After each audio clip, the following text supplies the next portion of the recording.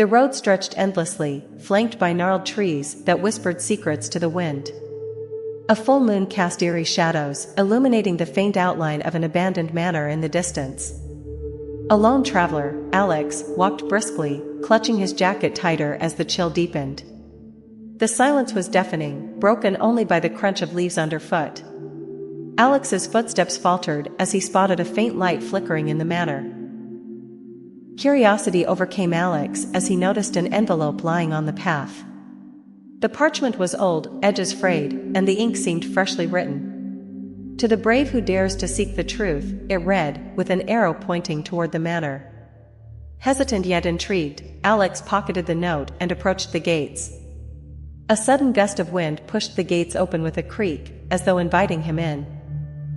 The grand door of the manor loomed before Alex, carved with intricate designs of faces frozen in silent screams. With trembling hands, he pushed it open, revealing a dimly lit foyer.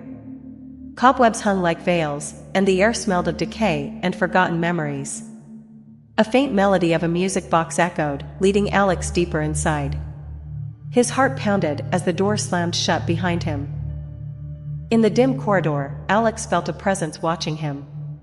Shadows danced on the walls, forming shapes that seemed almost human. Whispers filled the air, soft and indistinct at first, then growing louder. "Leave, or stay forever," a voice hissed, chilling Alex to his core. He turned sharply, but no one was there, only the oppressive silence of the hall. Alex stumbled into a room adorned with portraits of a family from long ago. Their eyes seemed to follow him, their expressions shifting ever so slightly. One portrait, a young woman, caught his attention. Her sorrowful gaze seemed alive, and Alex swore he heard her whisper his name. He backed away, knocking over a candlestick, and the room plunged into darkness. A soft glow emanated from beneath a bookcase, catching Alex's eye. He pushed it aside to reveal a hidden staircase spiraling downward. Each step groaned under his weight as he descended into the unknown. The air grew colder, and an unnatural silence enveloped him. At the bottom, a massive door stood ajar, revealing a chamber bathed in a sinister red light.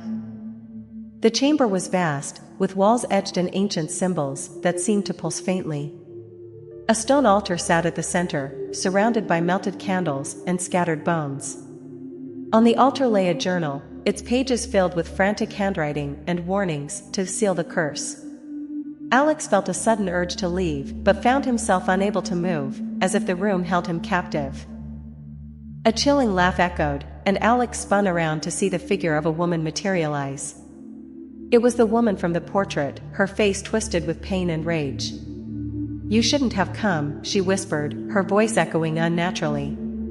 The walls seemed to close in as she moved closer, her translucent hand reaching for Alex.